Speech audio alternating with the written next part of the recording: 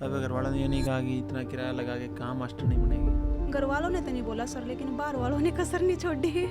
Simple सी बात है sir, जिसके पास मतलब पैसा है वो तो है बहुत अच्छे, और जिसके पास थोड़ा कम है ना, बस उनके बच्चे बिगड़े हुए हैं, वे हाँ। कुछ गलत काम करेंगे, उनको ऐसा लगता है सर। आप अगले घर में बहुएं नहीं भेज रहे, नौकर भेज रहे हैं, इस चीज़ को ध्यान कर लीजिए।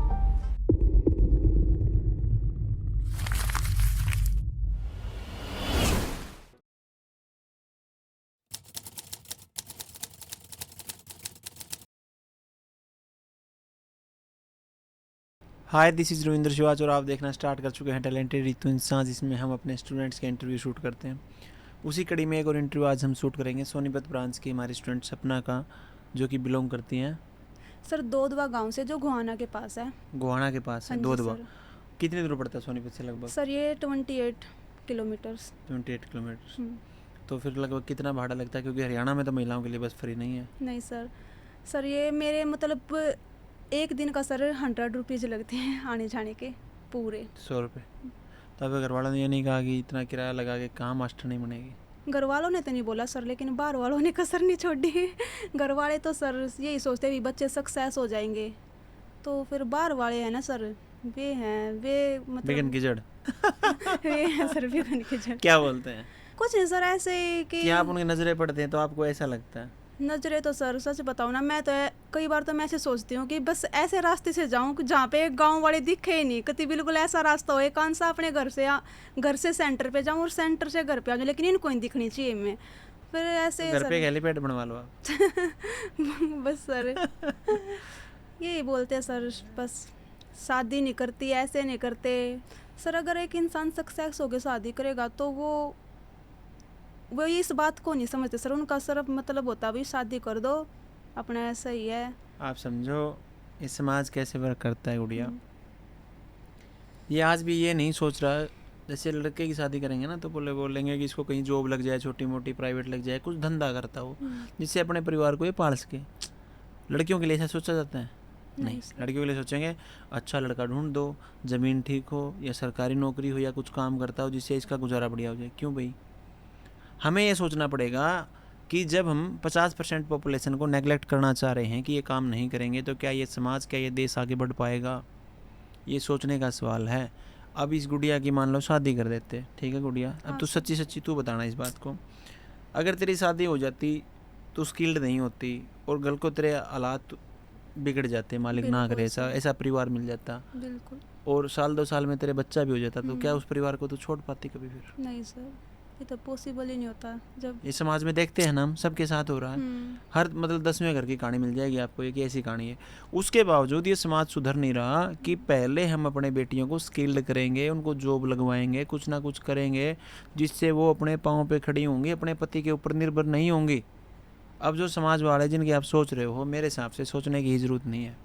बिल्कुल समझो, अभी मैं एक बुक पढ़ रहा था, उसमें ये लिखा हुआ था कि हमारे पास जो भी सिचुएशन आती है ना, हमारा जो माइंड है वो उस वे में उसका जवाब देगा जिस वे में हम चाह रहे हैं। समझ पा रहे हैं? Yes sir. अब अपने साथ क्या है कि हमें ऐसी बुक्स नहीं पढ़ाई जाती हमारे एकेडमिक्स में, वहाँ पढ़ाई गई हमें इतिहास या भूगोल, जो भी पढ़ाएगा वो भी ज़रूरी था, लेकिन ऐसी चीज़ें भी पढ़ानी चाहिए जिससे हमारा जीवन सुधरे। समझे? आगे से जब तुम किसी गांव वालों को देखो तो देखना ये ऐसे सोच रहे हैं कि फलाने की लड़की कितनी कामयाब हो गई है, तो तुम्हें पॉजिटिव दिखने लग जाएंगे सारे, गली बदलने की ज़रूरत नहीं पड़ेगी। और एक समय के बाद जब एक्चुअल में तुम सक्सेस हो जाओगे गुड़िया, तो फिर तुम्हें फ़र्क ही नहीं पड़ेगा लोग मेरे बारे में क्या बोलते हैं। जब तो फ़र्क ही नहीं पड़ेगा, जब हम सक्सेस ही हो जाएंगे सर, तो फिर हमें क्यों ही किसी से फ़र्क तो सर अब पड़ रहा ना, क्योंकि अब हम कामयाब ही नहीं है कहीं, लेकिन सर अब हो चुके हैं। अब तो मैं सर, अब तो मैं हो गई हूँ बिल्कुल, मेरे को अपने आप पे इतना विश्वास है, अब मैं कामयाब बिल्कुल हो चुकी हूँ। और वो सर जो ये बोलते थे सर, उनको भी भाई मेरी स्टोरी स्टेटस देख के उनको भी सर लग गया कि भाई ये लड़की कामयाब अब हो चुकी है। तो इसका मतलब इनके पड़ोसी हैं कोई ना कोई नज़दीकी, स्टेटस भी देखते हैं इनके। ठीक है, ओके। एजुकेशन क्वालिफिकेशंस क्या है आपकी? सर मैं ग्रेजुएशन कर रखी है। कंप्लीट कर रखी है, फिर उसी फील्ड में क्यों नहीं आगे बढ़े आप? हरियाणा में तो सरकारी नौकरी की बहुत डिमांड है। सर मैंने उसकी करी है प्रिपरेशन सर, जब कुछ स्कोप ही नहीं दिखाई दिया ना, फिर सर मेरा इंटरेस्ट था सर इसमें, स्टिचिंग में, फिर मेरे को ये नहीं लग रहा था कि भाई मैं सीखूं कहाँ पे। ऋतु टैलेंट तो भिवानी में है, सोनीपत जाते हो तो लोग इतना बोल देते हैं वहाँ पे भेजेंगे तो पता नहीं क्या ही होगा। फिर सर धीरे धीरे मतलब जैसे मैंने ग्रेजुएशन की, फिर मुझे पता लगा भाई अब हमारे सोनीपत में भी आ चुकी है ये ब्रांच। अच्छा, फिर तो और अगर सर सोनीपत में ब्रांच नहीं आती तो सर फिर कुछ नहीं हो पाता। मैं तो सच बता रही हूँ सर, मेरे क्योंकि सर जॉब भी नहीं, जॉब में भी सर इतना स्कोप नहीं है कि मैं जॉब लग जाती। फिर तो सर अब तो सर मैं एक बिजनेस वूमेन बन चुकी हूँ भाई, मैं अपने खुद का कर सकूँ, मुझे किसी पे डिपेंड ही नहीं हूँ। मुझे क्या ज़रूरत है अब जॉब की, मैं क्यों प्रिपरेशन करूँगी जॉब की। सर मेरे में इतना हुनर बन गया कि भाई मैं खुद कर सकती हूँ। हाँ, यस जैसे सर। मोदी जी हमारे कहते हैं कि आत्मनिर्भर बनो, उसी दिशा में हम भी लगे हुए हैं कि महिलाएं स्किल्ड हों, आत्मनिर्भर बने, ताकि वो जॉब देने वाली बने, ना कि बिल्कुल किसी से जॉब मांगने वाले। मांगने वाली। अब आप समझें, ये समाज खासकर नॉर्थ इंडिया में आप देखना सरकारी नौकरियों के प्रति इतने पागल हैं जिसका अंत नहीं है। आपके परिवार में कौन कौन है? सर मैं हूँ, 2 भाई हैं, मम्मी पापा हैं। भाई 3 थे सर, एक भाई की 2019 में सर डेथ हो गई थी एक्सीडेंट में। जब वो मतलब भाई की डेथ हुई ना सर, तब से मतलब ऐसा हो गया था भाई मेरे परिवार वालों को या बाहर वालों को, भाई अब तो इस लड़की की शादी कर देनी चाहिए, क्या पता कुछ गलत कर दे या फिर कुछ और, मतलब ऐसी उनकी मेंटलिटी थी भाई। अब तो भाई भी नहीं है, लेकिन दो भाई तो थे। 2 भाई थे, लेकिन फिर भी सर उनके हिसाब से भाई एक भाई नहीं है, अब इसकी शादी कर दो बस अपना ठीक हो जाएगा, तू नहीं फराम। मतलब मेरी मम्मी तो कहते सही हो जाएगा, इब तरह कदे खामा कहीं काल ना कोई बात उठ है, मतलब सर वो तो आपको ही पता है भाई। मेंस ये कहना चाह रहे हैं कहीं लड़की किसी के साथ भाग ना जाए, हाँ समाज में बदनामी बिल्कुल। ना हो जाए, हमारी गर्दन नीचे ना हो जाए, पता नहीं क्या हो जाए, क्या नहीं क्या हो जाए। अब आप समझो, ये जो ऐसे लोग होते हैं उनकी सोच मैं बताता हूँ कैसे होते हैं। एक बार की बात, मेरे पापा जब तो जिंदा थे और मेरी सिस्टर का हमने एडमिशन करवाना था रोहतक MDU में। जब उसका एडमिशन हुआ MA में, तो हमारे एक रिश्तेदारी में एक लड़का था, उससे मेरे पापा सलाह ले रहे थे कि क्या गुड़िया का वहाँ दाखिला करवा दे, हॉस्टल में रहेगी। कह रहे ना, वहाँ ना दाखिला करवाना, लड़कियाँ सारी रात बाहर रहती हैं हॉस्टलों का नाम लेके। ठीक है जी। और ख़ुद उसकी बहन चंडीगढ़ पढ़ रही थी। मतलब क्या, ये हमारी लड़कियाँ ही बाहर घूमेंगी क्या रात को? आप समझो, जिसके पास थोड़ा पैसा कम होता है ना, उसकी लड़कियां ही बाहर घूमती है समाज की नज़रों में। बिल्कुल सर। जिनके पास पैसा है उनकी लड़कियां आज भी दिल्ली, मुंबई और इवन बाहर पढ़ रही हैं, उनके बारे में कोई नहीं बोलता। ये समाज जब तक नहीं सुधरेगा, जब तक हम खुद को नहीं सुधारेंगे, मैं फिर कह रहा हूँ कि हमें लोगों की नहीं सोचनी है, लोग हमारे बारे में क्या सोचेंगे। सिंपल सी बात है सर, जिसके पास मतलब पैसा है वो तो है बहुत अच्छे, और जिसके पास थोड़ा कम है ना, बस उनके बच्चे बिगड़े हुए हैं, वे कुछ गलत काम करेंगे, उनको ऐसा लगता है सर। तो इस तमाम जद्दोजहद के बाद जब आप सोनीपत ब्रांच पे पहुंचे, पहले दिन आपको कैसा फील हो रहा था? सर पहले दिन तो मुझे ऐसा लग रहा था कि जैसे भाई क्या पता मैं सीख पाऊंगी या नहीं सीख पाऊंगी। लेकिन सर मेरी मम्मी ने एक बात बोली थी भाई कि अब हम इतनी मुश्किल से, भाई फीस भी इतनी मुश्किल से वो करेंगे, तो तू मतलब सीख के आई है भाई। अगर इतनी मुश्किल से क्यों? फीस तो ज़्यादा नहीं है, क्या करते हैं? फीस तो ज़्यादा नहीं है सर, लेकिन सर पापा ड्राइवर हैं, 2 भाई है सर, ठीक ठाक सा परिवार है आपका, ज़्यादा पैसे नहीं है? नहीं सर ज़्यादा पैसे नहीं है बिल्कुल भी, बिल्कुल नॉर्मल फैमिली से हूँ मैं। तो सर मेरी मम्मी ने एक ही बात बोली थी, भैया अगर जा रही है ना तो बिल्कुल सीख के आइए, देख अब सब भी बोल रहे हैं और अब मैं तेरे को मतलब भेज रही हूँ तो तू सीख के आइए। तो सर मैंने मतलब मैं उस चीज़ पे खरी उतरी, मैं आज बिल्कुल सीख चुकी हूँ सर। अभी मम्मी खुश हैं? बिल्कुल बहुत ज़्यादा सर, मैं कुछ भी सिल सकती हूँ सर, और सिल के पहनती भी हूँ। तो जो आपने सीट बुक करवाई, तो उसके लिए आपने फ़ोन पे करवाई कि पहले आप गए ब्रांच पे? मैंने जब कॉल की ना सर, भिवानी ब्रांच से हुई थी मेरी बात, तो सर मैंने मैम से बात की, वो मुझे नहीं पता वो कौन सी मैम थी, लेकिन मेरी मैम से बात हुई। फिर सर उन्होंने रितु मैम का मतलब सोनीपत ब्रांच का नंबर दिया। फिर सर मैं ब्रांच पे गई और सर फिर मैं अपना रजिस्ट्रेशन करवाई थी सर 1500 रुपये दे के। आपको ऐसा नहीं लगा कहीं मैं 15,000 रुपये 14,000 रुपये फ़ीस भी दे दूँ और उसके बाद सीख भी नहीं पाऊँ, कहीं मेरा पैसा वेस्ट हो जाए? ये तो सर मुझे नहीं लगा, क्योंकि मुझे मैम पे विश्वास था सर। सर सब वीडियो देख के आते हैं, तो सर जब मैम खुद। कितने साल से जानते हैं आप रितु मैम को? मैं सर रितु मैम को जानती हूँ सर 2 साल से ही, थोड़ी ज़्यादा। देखते हैं आप?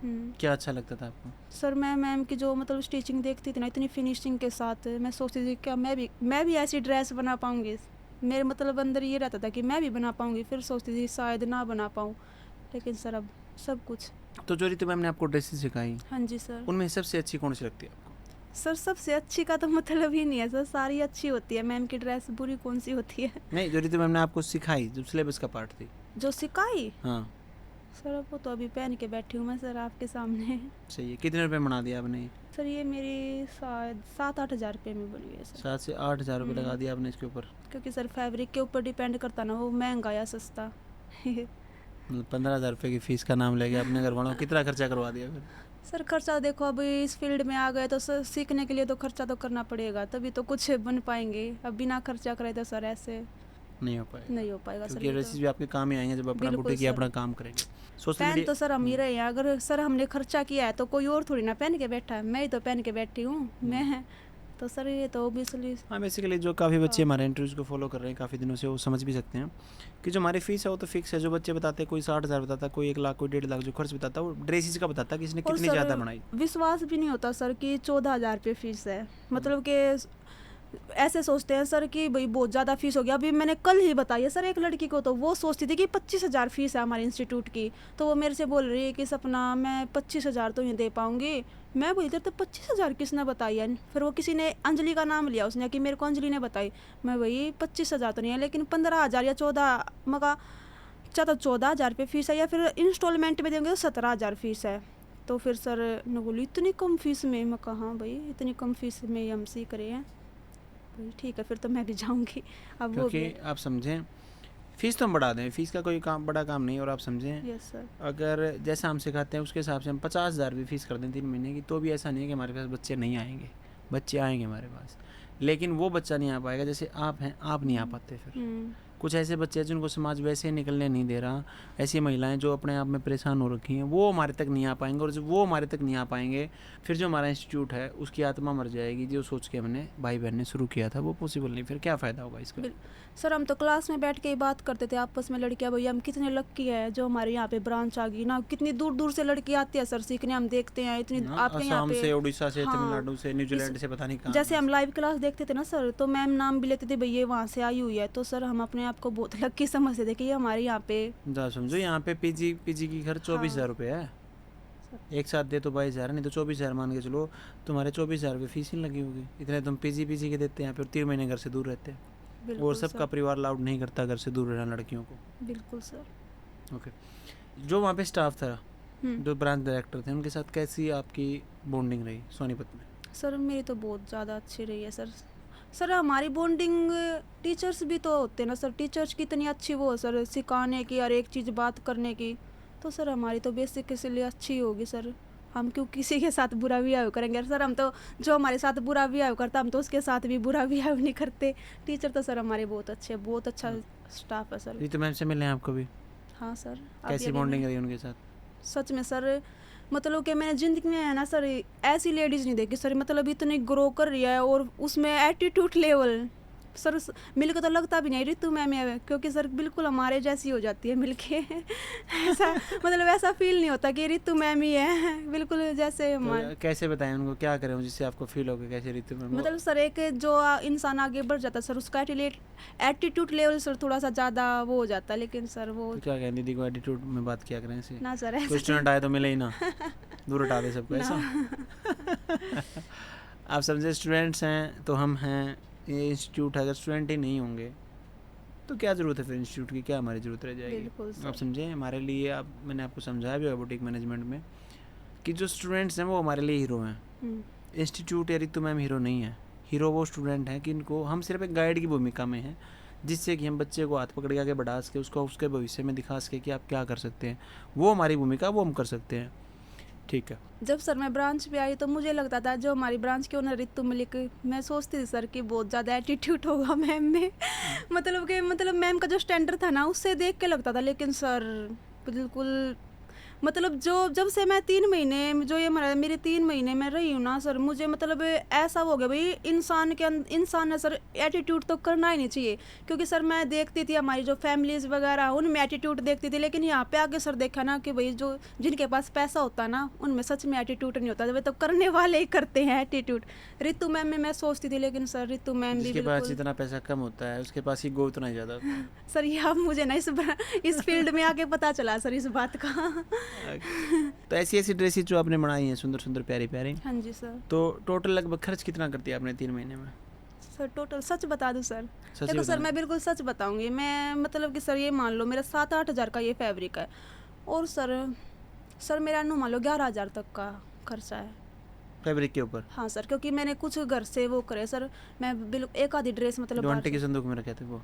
हाँ सर मैं तो सर घर से ही कर लिया था, लेकिन सर मेरा 10-11 किसी ने फिर ऐसा नहीं बोला आपको कि इन कपड़ों पे नहीं, अच्छे से कपड़ों पे करो, ऐसा तो नहीं बोला गया होगा? नहीं सर, वे भी अच्छे कपड़े होते थे सर, वे इतने बुरे थोड़ी ना होते, लेकिन सर मेरा तो खर्चा 10-11 हज़ार तक का ही हुआ। फैब्रिक का। तो ये ड्रेस तो आपने फेयरवेल में पहनी थी भैया? हाँ जी बिल्कुल सर। कहाँ से इंस्पिरेशन ली इसकी, आइडिया कहाँ से कॉपी किया? सर ये मैंने एक फ़ोटो देखी थी, फिर मैंने रितु मैम से, जो हमारी ब्रांच के ओनर है सर, मैंने उससे बात की। और सर एक कोमल मैम है, मैंने कोमल मैम से पूछा मैम ये ड्रेस कैसी है, मैम बोली भैया ये तो ड्रेस अच्छी है। फिर सर मैं इसका फैब्रिक लिया और मैम ने सर इसकी कटिंग करवा के और सर स्टिचिंग कर ली थी सर मैंने। ओके। तो जब आप ब्रांच पे आए, हाँ जी सर। तो कभी आपको ऐसा इशू फेस हुआ, सेफ्टी एंड सिक्योरिटी को लेकर कोई इशू फेस हुआ? नहीं सर, हमें नहीं, मेरे को तो नहीं हुआ सर कभी भी। मुझे तो सर लगता ही नहीं था कि मैं ब्रांच पे हूँ या घर पे, बिल्कुल इतना बहुत अच्छा। कभी आपको ऐसा फील नहीं हुआ ये ब्रांच नहीं तो जेल है, यहाँ साइन करवा रहे हैं, यहाँ सीसीटीवी लगा रखे हैं, आने नहीं देते जाने नहीं देते, घर पे फ़ोन आ जाते बिल्कुल हैं? भी नहीं सर, बिल्कुल कति जैसे घर का माहौल होता ना सर, इतना अच्छा माहौल है सर हमारी ब्रांच का तो। ओके। सोशल मीडिया यूज़ करते हैं आप? नहीं सर मैं नहीं करती समाज के डर से या खुद दिल नहीं करता? सर, कभी किया ही नहीं तो फिर सर मैं अभी तक कर ही नहीं रही हूँ। लेकिन जब आप अपना काम दिखाएंगे, सपोज कीजिए जब आप अपना काम करना स्टार्ट करेंगे, तो बिना सोशल मीडिया के कैसे आगे बढ़ेंगे? सर मुझे अभी ऐसा लग रहा था कि भाई अब मुझे यूज करना चाहिए, क्योंकि अब मैं सीख चुकी हूँ अपना हुनर, मुझे अब दिखाना चाहिए। अब तक तो सर मैं क्या ही हुनर दिखाती, तो सर अब मुझे लगता है कई बार कि मैंने भाई अपनी आईडी बनानी चाहिए, वो पब्लिक कर देनी चाहिए। आईडी तो सर मैंने बना रखी है, लेकिन उस पर कोई पोस्ट नहीं है, वो प्राइवेट है। हाँ बिल्कुल ना। लेकिन जब आप अपना काम स्टार्ट करें तो उसको दिखाना जरूर स्टार्ट करें। हाँ सर, जैसे सर अब मैं बहुत सारी वीडियोस बनाती हूँ, मतलब जो मैं कटिंग करती हूँ और स्टिचिंग तक बनाती हूँ। अब मैं सोचती हूँ कि भाई मैं अपना प्राइवेट अकाउंट है सर, उसको मैं पब्लिक कर दूँ, ताकि भाई लोगों को मेरा काम दिखे। क्योंकि आप समझें, जब लोगों को काम दिखेगा तभी आपके पास ऑर्डर आएंगे, तभी आप जीवन में आगे बढ़ पाएंगे। अगर आप ये सोच रहे हैं मैं किसी को कुछ बताऊँ ना, लोगों को अपने आप पता चलेगा, तो कभी नहीं कई बार चलेगा। मैं सोचती हूँ सर, फिर मैं ऐसे भी सोच जाती हूँ भाई अब मैं अपना पब्लिक अकाउंट करूँगी, ये सोचेंगे ये तो अच्छी उड़ा फैशन डिजाइनर गई हो, कुछ ज़्यादा माच का दे करिए भी ना, अकाउंट भी पब्लिक कर दिया। आज तक तो कति लोग रखा थी, अकाउंट भी पब्लिक कर दिया, देखी ना इसी फैशन डिजाइनर। कई बार मैं ये बात सोच कर सर उल्टी बैठ जाऊँ, मगर चल ना करती मैं। आप समझो, जो सवाल कर रहा है, जो जवाब कर रहा है, वो आपका अपना माइंड है। Yes sir. और आपस में कर रहा है वो, समझ पा रहे हैं? लोगों की सोच को अपने दिमाग में मत घुसने दो। मैं फिर कह रहा हूँ, अगर आपको आगे तो बढ़ना है जीवन में, तो आपको लोगों की सोच से नहीं सोचना पड़ेगा, आपको सोचना पड़ेगा जो आपके लिए सही है। चाहे लोग उसके बारे में सही बोलें, चाहे गलत बोलें, सही या गलत। बिल्कुल सर। अब जब आप अपना काम करेंगे, सपोज कीजिए आपकी ड्रेस है, अगर किसी को ये ऑर्डर देना हो तभी तो दे पाएगा, तब उसको ये पता हो कि आपको ऐसी ड्रेसेज बनानी आती हैं।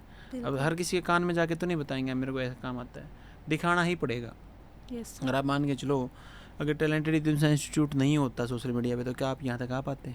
बिल्कुल भी सर, ये तो देख के तो आए हैं। मैं वही कह रहा हूँ, हमें देखना ही पड़ेगा अपने काम को, तभी हम आगे बढ़ पाएंगे। आपके दौरान 2 फेयरवेल पार्टी हुई है? हाँ जी सर। एंजॉय किया आपने? बिल्कुल सर। सर मैं जब से मतलब कि इस इंस्टीट्यूट पे आई हूँ ना सर, पता नहीं मुझे तो ऐसा लगा जैसे शादी होती है ना सर, हर तीसरे दिन तैयार हो जाते हैं, इतना मतलब मन भी नहीं करता सर मैं यहाँ से चली जाऊँ, ऐसा मन करता कि इस ब्रांच पे रहूँ और यहीं पे मेरा जीवन पूरा हो जाए। क्योंकि सर इतना मतलब 1 महीना तो सर होता भी नहीं, जब भी कुछ ना कुछ आ जा भाई, आज फिर तैयार हो, आज फिर जैसे सर मतलब कि कुछ ना कुछ सर आता ही रहता है कि भाई कभी फोटो शूट हो गया सर, कभी मतलब अच्छी ड्रेस पहनने का मौका मिल जाता है सर, जिससे हमें बहुत खुशी मिलती है। मौका मिल जाता है। तो जब फेयरवेल में आपने रैंप वॉक की तो कैसा फील कर रहे थे? सर मैं तो बहुत मतलब क्या ऐसा हो रहा था सर जैसे कि भाई मैं यहाँ तक पहुँच कैसे गई। यहाँ तक विश्वास नहीं होता सर, लेकिन फिर भी। तो गुड़िया, जो समाज में लड़कियाँ हैं, हाँ जी सर, जो आपकी एज की हैं और लगभग जो गांव से हैं, क्योंकि आप गांव से हैं तो बेटर समझ सकते हैं समाज को। Yes sir. उनके नाम क्या संदेश देना चाहेंगे आप? सर मैं उनसे तो यही बोलना चाहूँगी सर, जैसे भाई अगर कोई उनको भाई घर से बाहर नहीं निकलना देता तो उनको सर अपने घर वाले समझाने चाहिए। सर घर वाले सिर्फ है ना बाहर वालों को देखते हैं, वे अपने बच्चे के अंदर जो उस टैलेंट होता है ना सर, उसको वो देख ही नहीं पाते, वैसे वे बाहर वालों की सुनते हैं, हाँ भाई ये सही कह रहे हैं, ऐसा ही करना चाहिए। सर मैं तो इस वजह से अपने घर वालों को बहुत अच्छा समझती हूँ भाई, उन्होंने मैं समझी जो मैं आज यहाँ पे भाई बैठी हूँ ना, तो सर अब तक तो मेरी भी शादी वगैरह कर देते अगर वे सुनते। सिंपल सी बात है सर, मैं तो यही संदेश दूँगी सर मैं लड़कियों को तो क्या ही संदेश दूँ, उनके माँ बाप को देना चाहूँगी, क्योंकि लड़की तो सर सब करना चाहती है भाई हम आगे बढ़े, तो डिपेंड तो उनके पेरेंट्स होते सर, उन पे करता ना, वो उनको बाहर भेजते हैं या भेजेंगे या नहीं भेजेंगे। सर अब कुछ हमारे गाँव में कुछ क्या सर, सच बताओ ना, हमारे पड़ोस में सर मैं मतलब कि एक अकेली लड़की हूँ सर, जो मैं मतलब 22-23 साल की हो चुकी हूँ ना, सबकी शादी हो गई है सर। अच्छा, मैं एक अकेली लड़की हूँ सर, पूरे मतलब के आसपास में जो मैं अकेली, जिसकी अभी तक शादी नहीं, मेरे जो साथ की लड़की थी ना सर, उनके 2-2 बच्चे भी हो गए। तो अब तो आप समझ जाओ सर मैं कैसे गांव से बिलोंग करती होंगी। ओके। तो अब जब काम करेंगे आप इन फ्यूचर तो कहाँ करेंगे वो?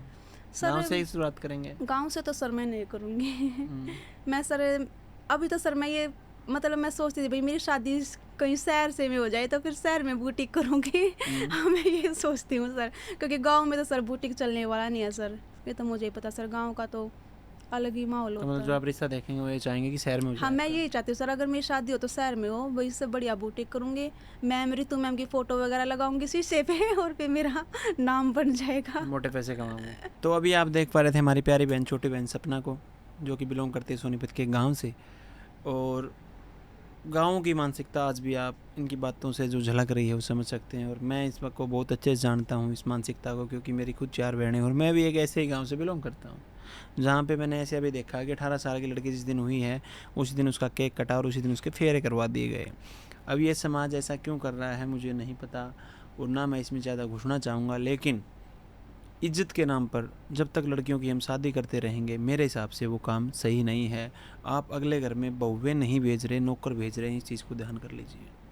चाहे मेरे शब्द आपको सही लगें या गलत लगें, लेकिन जब तक लड़की प्रॉपर पढ़ी लिखी नहीं है, अपने पाँव पे खड़ी नहीं है, स्किल्ड नहीं है, उसकी शादी करना मेरे हिसाब से सही नहीं है। क्योंकि हो सकता है, क्योंकि इतने इंटरव्यू हम शूट करते हैं, इतनी महिलाओं को यहाँ देखते हैं, हर तीसरे घर की कहानी है, पति जी शराबी मिल गया, ये हो गया, ये झगड़ा हो गया, लड़की घर बैठी है, बच्चे हो रखे हैं, और फिर उसके साथ ऐसी ऐसी सिचुएशन आती है कि वो कहती है कि मैं करूँगी तो करूँगी क्या, उसी घर में पड़ी रहती है, डोमेस्टिक वायलेंस का शिकार होती है। तो सबसे पहले जो समाज है, माता पिता हुए समझें कि अपनी लड़की को कहीं या तो जॉब लगवाएं, स्किल्ड करें, कुछ ऐसा करें जिससे वो 2 पैसे खुद के लिए कमा सके और वो दूसरे के ऊपर निर्भर ना हो। इन्हीं बातों के साथ इस इंटरव्यू को हम समाप्ति की ओर लेके जाएंगे। मिलते हैं आपसे नेक्स्ट इंटरव्यू में, तब तक के लिए देखते रहिए टैलेंटेड रितु। धन्यवाद।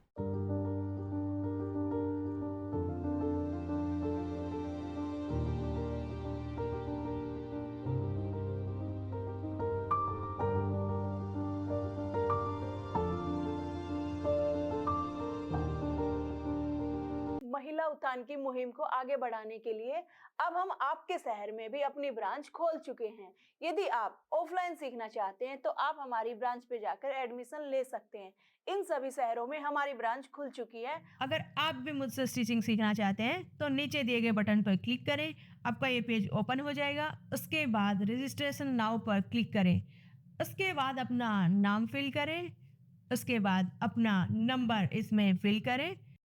इसके बाद आप अपना नज़दीकी सेंटर सिलेक्ट करें, जैसे कि आपका नज़दीकी सेंटर भिवानी है तो भिवानी सिलेक्ट करें। बहुत बढ़िया, आपका रजिस्ट्रेशन सक्सेसफुल हुआ। जल्द ही हमारी टीम आपसे कांटेक्ट करेगी। धन्यवाद। ऋतु इंसान नाम है उसका,